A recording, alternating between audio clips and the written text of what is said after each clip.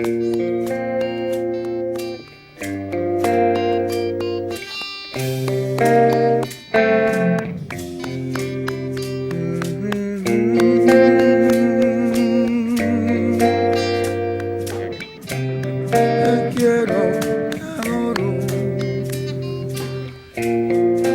had to be the most elegant man I ever seen in my life.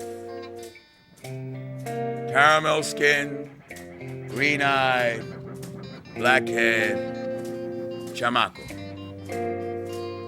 I first saw him sitting in the corner at my grandfather's funeral, perfectly still, like a panther. And being the impetuous 9-year-old that I was, I walked straight up to him and asked him, "Hey, who are you?" And he told me at that moment, "It's not important who I am. It's not important who I am. It's not important who I am. It's important who you are. Tell me that." I was his from that moment on. Chamaco. Heriberto, my uncle. Mi ocoro es tu ocoro. Mi corazon es tu corazon. My heart is your heart. Yeah, yeah, yeah, yeah, yeah. Te quiero, te adoro. Tú eres mi tesoro. He arrived in this country in 1938 at the age of 15, right off the boat, living in the South Bronx, the fabled South Bronx. But not the ones that you hear these days, not the stories that you hear these days about everything being out of control. In those days, habían ingleses, negro, italiano, hasta el judío estaba jodido in el South Bronx. And my uncle moved right in to learn the ways of the great game here in the United States. When World War II rolled around, they sent him his notice, told him he had to come in to serve. Homeboy was having no part of it. Sound familiar? Echoes, echoes, echoes, echoes, echoes, echoes of Iraq. Why do I want to go over to fight some people I have no business with? I don't want to die for here. What is this country doing for me?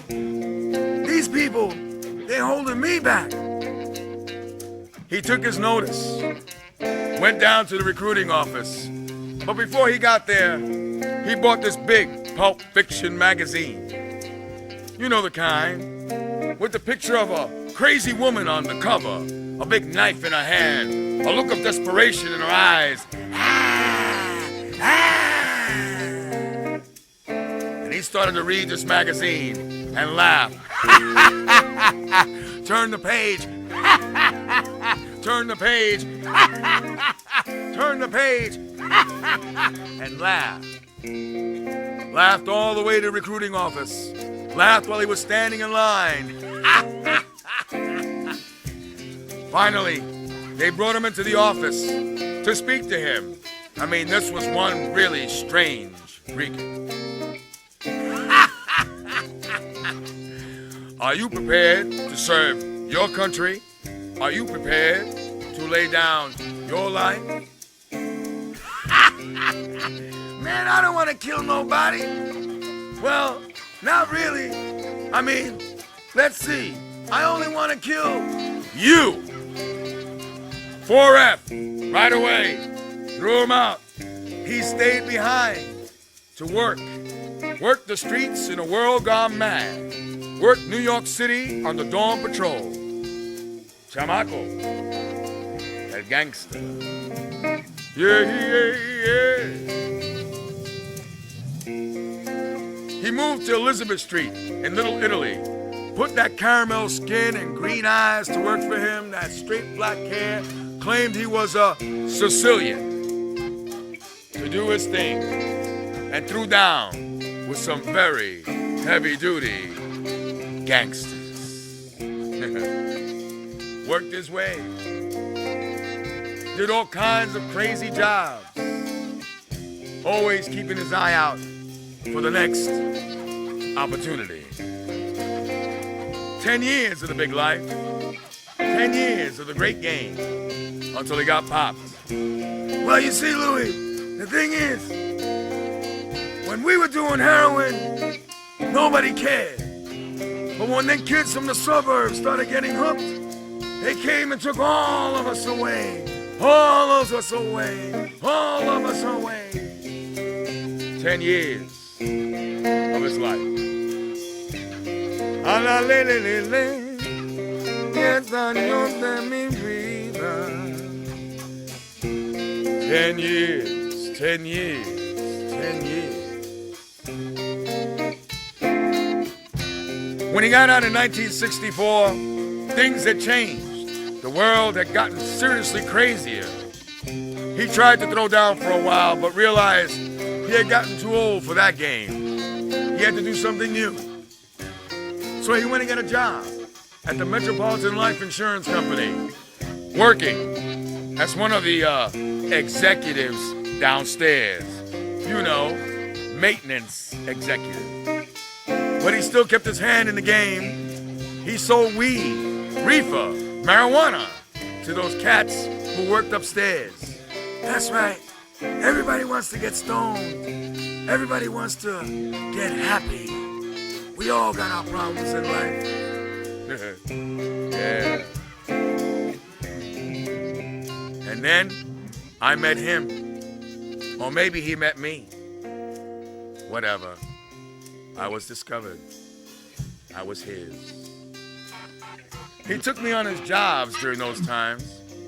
We once went up to the South Bronx to pick up a pound of weed from this Hasidic dealer. They had been friends when they were kids. As I said, the South Bronx was a different place. People got together to throw down together on the American dream. It's a Friday afternoon. My man is dressed all in black. My uncle is ready on the attack. And I am there, the young man, the lookout. We picked up that weed and started walking back to the Jackson Avenue projects where he lived. I noticed the crowd coming at us from around Teatro Puerto Rico. Oh no, Heriberto, aquí tenemos problema, aquí tenemos problema, lo vamos a coger, lo van a coger. The crowd opened up, and who was in the middle of that crowd but no one else but Mother Teresa. That's right, the Holy One. She looked at me, looked at my uncle, looked at the bag, gave us a little blessing, and went off, the crowd following behind her. Heriberto, ¿qué pasó? Man, we just been blessed. We got some holy smoking to do. We went back to his apartment in the projects, opened up that bag,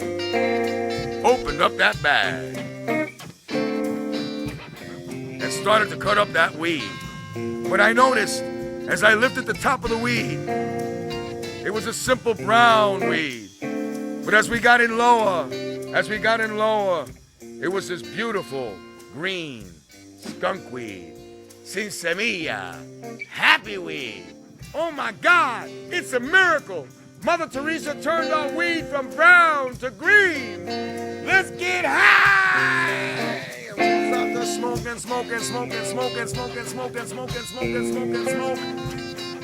And about 3 in the morning, got inspired to call up the Vatican.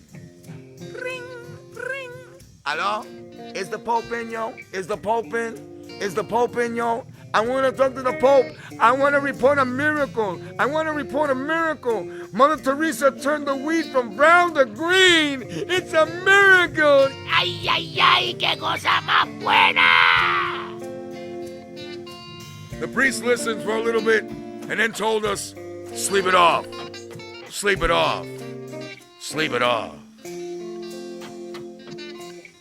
So many adventures.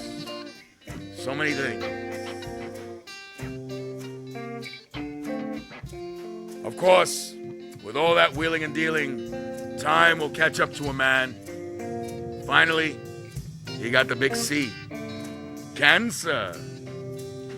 Ah, Louis, everybody gets sick. Everybody's got time to go. It's my time to do my thing. He wasn't having any part of that chemotherapy and suffering. He had me sneak up some weed to the hospital so he could eat. And we got caught. But that didn't stop him, because he was going to do his thing his way. He was going to go out his way. Slowly started to bleed himself. Slowly started to take his own life, because he wanted to meet his maker on his own terms. Oh yeah. The hardest one to be hit was his daughter Belen, my cousin, Belencita, the beautiful one. And she embraces her dying father with the grace of a Madonna as he whispers to her, "Relieve me of this life I'm leaving. Relieve me of this cancer that's killing me." She squeezes dry-skinned blood from the tube in his arm onto the floor, each drop an instance of his time. As the bloody sea rises, she sails back in time, back in time, back in time in her mind. And is 17 again, mother of a 2-year-old, wife of a barrio gang prez, and a new baby that floats inside of her. But fear grips her heart, because the baby is not her man's, but that of a gang rival's.